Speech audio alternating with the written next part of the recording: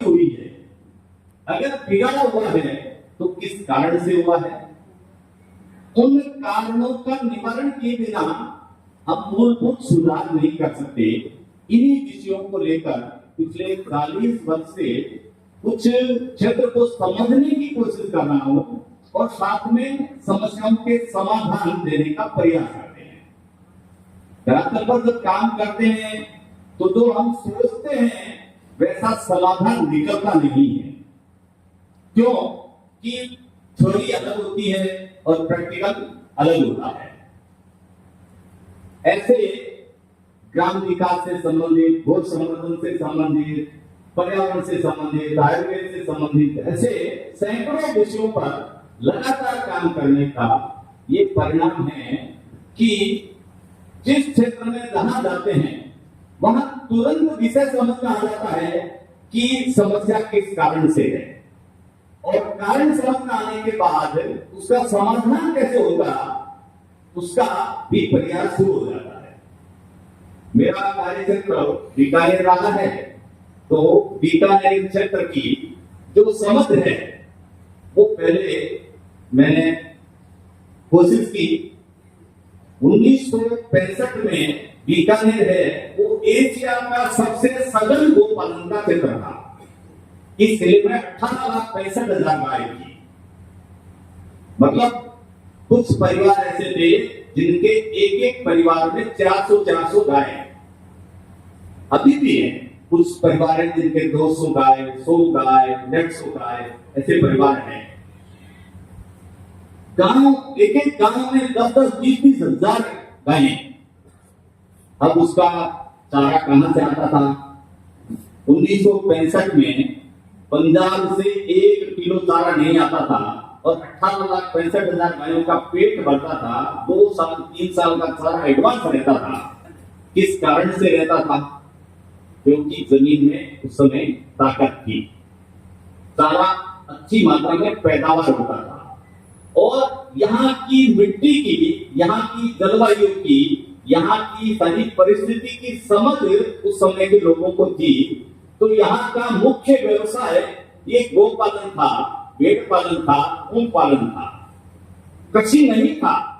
उनको समझ थी कि यहाँ बरसात है वो कभी बहुत ज्यादा आएगी, एक बार आ गई तो फिर 50 दिन नहीं आएगी, 60 दिन नहीं आएगी, मानसून में ये स्थिति रहती है, तो फसलें कैसे टिक पाएगी? तो स्थायी नेचर की जो फसलें हैं जिनमें कभी भी बरसात हो गई उसका फायदा मिलेगा, वो फसलें ही यहाँ का जीवन थी। जैसे यहाँ का जीवन सेवन था, यहाँ का जीवन खेरड़ी था, यहाँ का जीवन गोल्डी था, यहाँ का जीवन दूबा था, यहाँ का जीवन मदिरा था, यहाँ का जीवन काटर था। ये सारी चीजें जीवन थी उनका।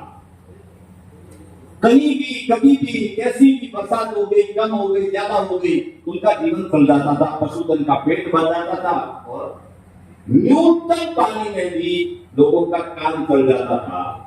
ये सारी जो परिस्थिति है, इस परिस्थिति में से युवा अनुकूल क्या हो सकता है?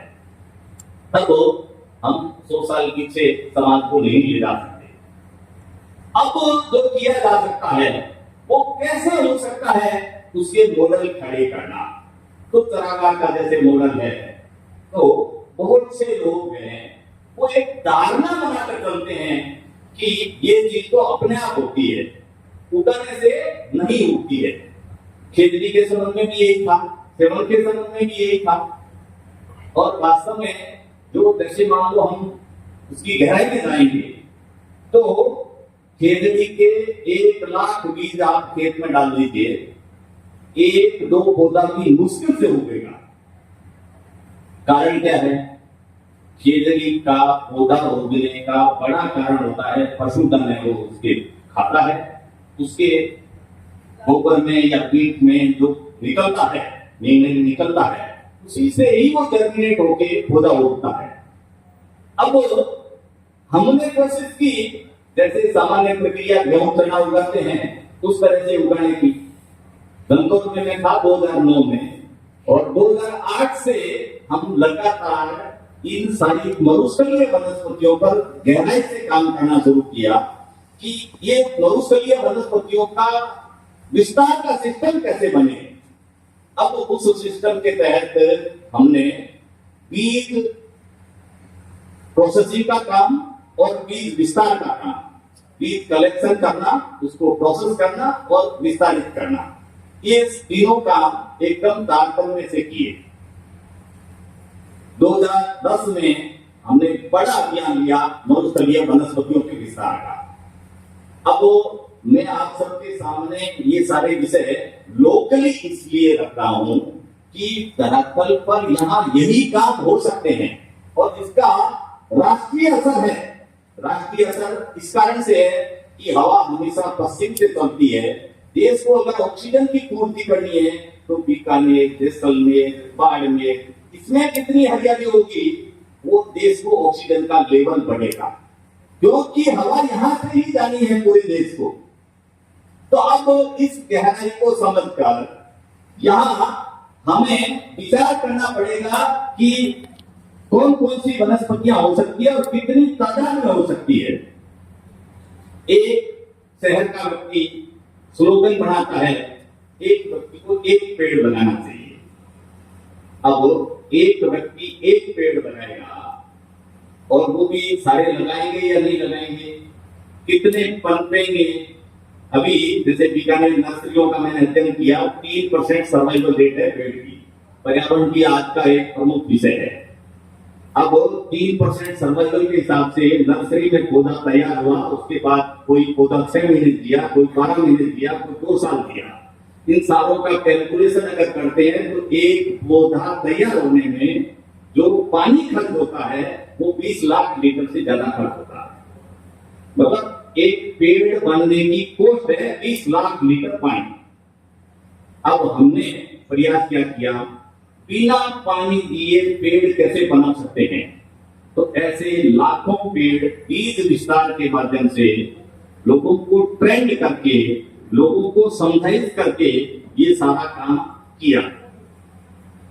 2010 का बीज विस्तार कार्यक्रम था। एग्रीकल्चर यूनिवर्सिटी, वेटनरी यूनिवर्सिटी और उद्योगपतियों को, खनन वालों को, बहुत लोगों को जोड़कर हमने एक सम्मेलन किया। हमने कहा कि ये इस क्षेत्र के लिए सबसे बेस्ट तरीका ये है कि बीज विस्तार पर आप जोर दीजिए, पर्यावरण की सभी समस्याओं का समाधान हो जाएगा। बीज कहाँ डालना, कैसे डालना, कब डालना, ये सारा हमने अगर सीख लिया, बाकी का काम प्रकृति अपने आप कर लेगी। मेरे बीज दिए हुए उनके अभी तक की वरदान आते हैं कि आपने बीज दिए थे 2010 में। राकेश जी जुड़ा है, एक खनन व्यवसायी है, अभी कोई 3-4 साल पहले मिले कि आपने जो बीज दिए थे उसकी 150 खेती अभी तैयार है।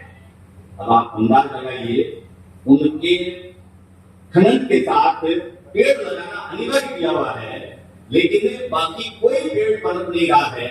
पानी देने का थक गए, लेकिन खेती आसानी से पनप गई।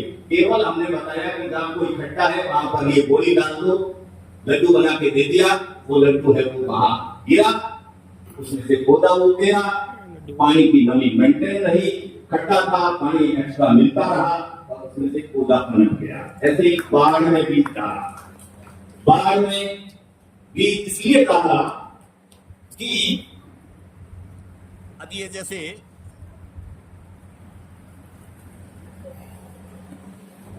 पीछे लड्डू बना रहे थे, अब 2-3 साल से खेपड़ी बना रहे हैं, क्योंकि लड्डू की कॉस्ट ज्यादा आती है और ये इसकी कॉस्ट कम आती है। क्या उगाना है, कहाँ उगाना है, कैसे उगाना है, इसकी रणनीति पहले तैयार करते हैं। जैसे कुलाई क्षेत्र है, मगरी का क्षेत्र है, वहां पर कौन से पौधे पनप सकते हैं, उस पौधों का बीज इसके अंदर डाला। वहां के क्षेत्र के लोगों को दिया, उन्होंने वहां डाला, वो पौधा उग गया और एक बार जड़ पकड़ लिया, वो रिवर हमेशा चलता रहेगा। ऐसे ही सेवन के बीज की हमेशा से संकट रहता है। सेवन के बीज का विस्तार करने के लिए हमने ऐसी खेती में सेवन का बीज डाला। हमने कहा कि इसको सुरक्षित करना है, हर साल धरती को बीज मिलना चाहिए सेवन का।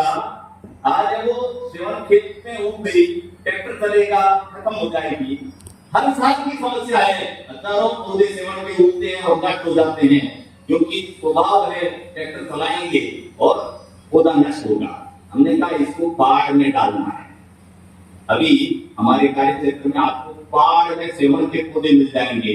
वो पहाड़ में जो सेवन का होता है वो सबसे पहले बीज देना शुरू करता है, और आगे जैसे ही हवा चलती है एक पौधे से 5,000 10,000 बीज अगले खेत में जाते हैं, अगले खेत में अगले साल फिर सेवन होती रहती है।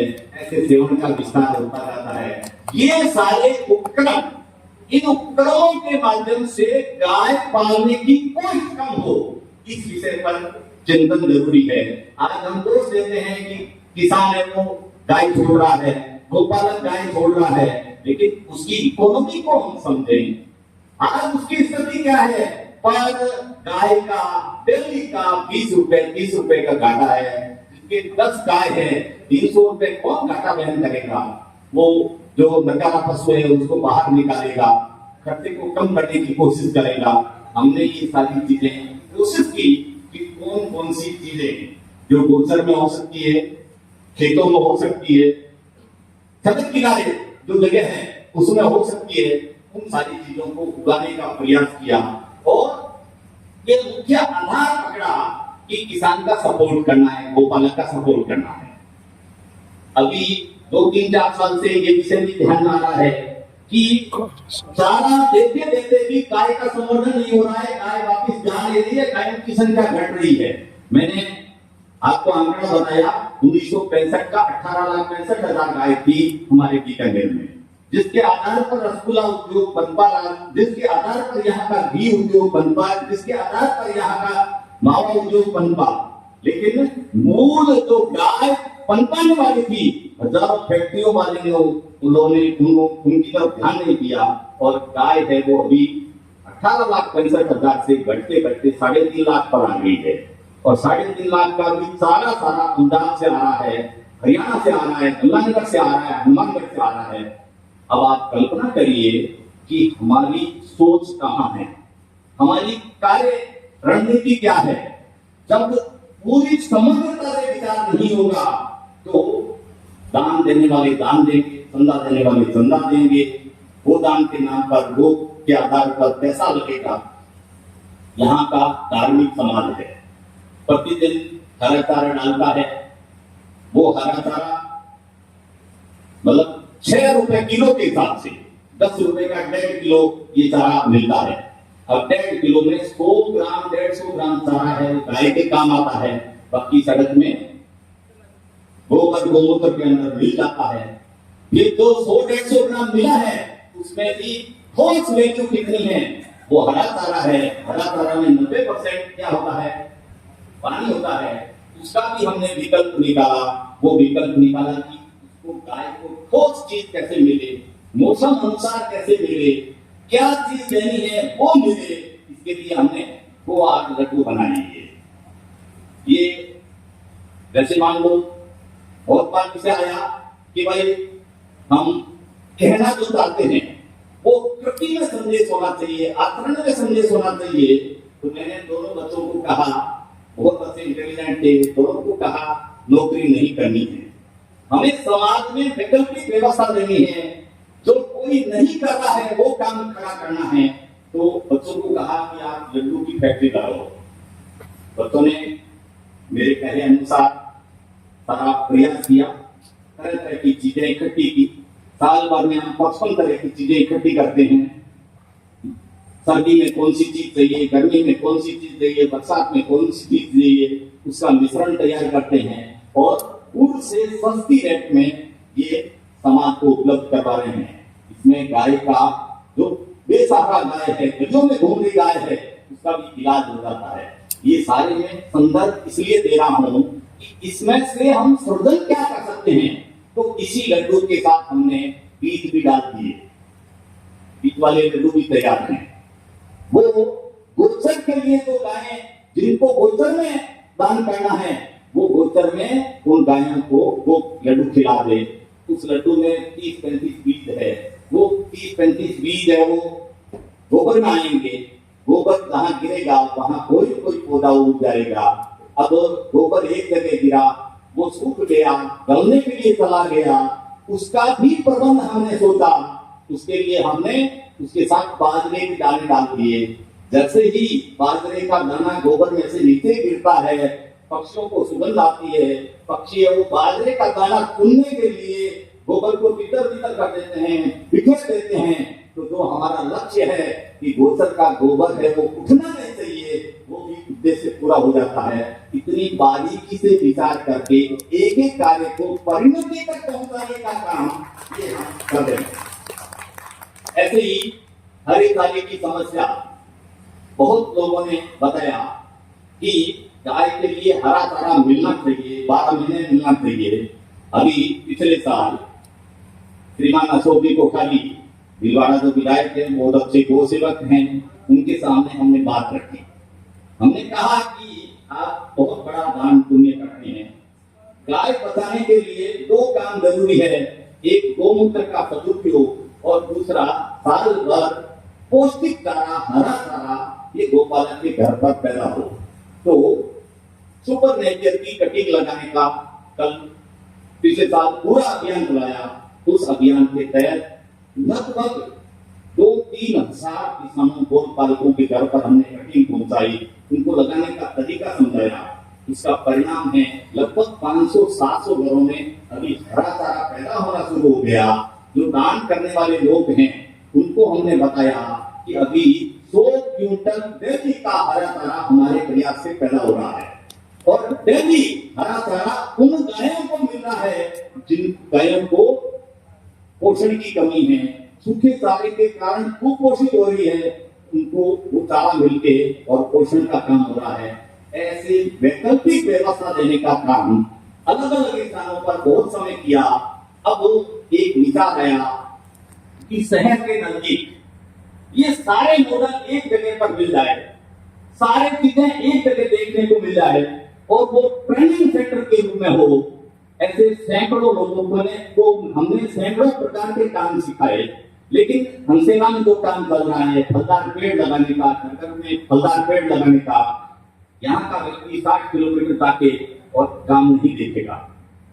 हमने कमलगांव में धनतोड़ के पास में 1 बीघा का सघन वन का मॉडल तैयार किया, जहाँ 2 गाय प्रतिदिन पूरे वर्ष कर सकती है और साथ में पेड़ पौधे पर्यावरण का काम भी हो सकता है। लेकिन यहाँ का बीकानेर का व्यक्ति वहां जाकर काम नहीं देखेगा। तो इसके लिए हमने बीकानेर के नजदीक कोई ऐसा मॉडल तैयार हो, इसके लिए नव वैदिक ग्राम की एक कल्पना को लेकर काम की शुरुआत की है। उसमें बीकानेर शहर के नजदीक एक बड़ी जमीन लेकर जिसमें नस्ल संवर्धन का काम हो, नंदीशाला हो, वेद आधारित कार्य हो, कृषि हो, हरे चारे के पैदा करने का सिस्टम हो, गोबर गैस की सलरी से उसका हरे चारे की पैदावार, ऐसे पूरा एक इकोसिस्टम निर्माण करना। और जो किसान प्रशिक्षण के लिए आएगा उसकी जो जैविक उत्पाद हैं उन जैविक उत्पादों को बेचने की व्यवस्था ही वहां हाट बाजार में हो जाए। लोगों को आज टेस्ट के लिए लोग पागल हैं, भोजन के लिए पागल हैं, 20-20 किलोमीटर जाकर होटलों में भोजन करके आते हैं। हमने वहां ये नववैदिक ग्राम में कि जामन के रूप में लोगों को हम अच्छा भोजन करवाएं। सप्ताह में एक समय भी अगर अच्छा भोजन कर लिया तो वो स्वाद उनको याद रहेगा कि यार रोटी तो वैसी होती है, सब्जी तो वैसी होती है, दाल तो वैसी होती है जो हांडी में बनती है और जैविक तरीके से पकी हुई होती है। तो वो उनके एक जीवन में संस्कार का काम करेगी। इस प्रकार के परिकल्पना को लेकर मैंने पिछले 40 साल का समय इन्हीं सब कार्यों के लिए लगाया। अगले 20 साल की इन्हीं सब कार्यों के लिए लगाने की योजना है। लेकिन साथ में एक ये भी है कि मेरे बाद इन कार्यों को कौन संभालेगा। तो इसके लिए मेरे जीते जी मेरा दायित्व है कि मैं अपने जैसे 20 कार्यकर्ता तैयार करके लाऊं। इसके लिए वहां नववैदिक ग्राम में इसके लिए प्रैक्टिकल कार्यों का गुरुकुल शुरू करने की योजना है, जिसमें कृषि कैसे होती है, गोपालन कैसे होता है, खेती कैसे होती है, गाय से संबंधित जो समस्याएं हैं उनका समाधान कैसे होता है, ऐसी सारी कल्पना को लेकर ये जो कार्य होगा उसके साथ नई टीम तैयार होगी, उन्हीं टीम के माध्यम से आगे सतत रूप से कार्य चलता रहेगा। संतों से मेरा विनम्र निवेदन है कि ये सारे जो कार्य कल्पना है, उन कल्पना को साकार करने में हमें आशीर्वाद दें। समाज से भी पूरा सहयोग की अपेक्षा करता हूं। ये निर्बाध गति से कार्य आगे बढ़े। हमारे में सामर्थ्य खूब है, कार्यकर्ताओं की टीम अच्छी है, जो काम जिसको घोड़ा देते हैं वो तन्मयता से करता है। लेकिन तो जिस संसाधन की कमी के कारण कार्य बाधित होता है, उसके बारे में समाज को सोचना होगा। मैं लगभग 150 लोगों से डेली मिलता हूं। अब समाज की मनस्थिति क्या है आप भी अच्छी तरह जानते हैं। पर्यावरण अच्छा चाहिए, लेकिन जेब से पैसा खर्च नहीं हो। ये जो मनस्थिति है, या पैसा जो खर्च कर रहे हैं वो भी दिखावे के लिए खर्च कर रहे हैं, फोटो खिंचाने के लिए खर्च कर रहे हैं। ऐसी सारी परिस्थिति को बदलने के लिए व्यवहारिक धरातल के काम दिखाने की आवश्यकता है। ऐसे आसपास में कुछ मॉडल है, जैसे गंगाचल गोचर में पिछले 8-10 साल में जो हमने खिचड़ी के बीज लगाए, उसके 7,000 पेड़ तैयार हैं। वो 7,000 पेड़ आने वाले 700 साल तक समाज की सेवा करेंगे। मैं लोगों को बताता हूँ कि जो काम करें हम बुद्धिमत्ता से करें, दूरदृष्टि से करें, योजनाबद्ध करें। ऐसा अगर हम करेंगे तो निश्चित रूप से सफल होंगे। और नववैदिक ग्राम की जो कल्पना है, उनमें आप सबसे निवेदन रहेगा कि विभिन्न प्रकार की जो योजनाएं हैं, उन योजनाओं की क्रियान्विति में आप सहयोगी बने। बहुत बहुत धन्यवाद।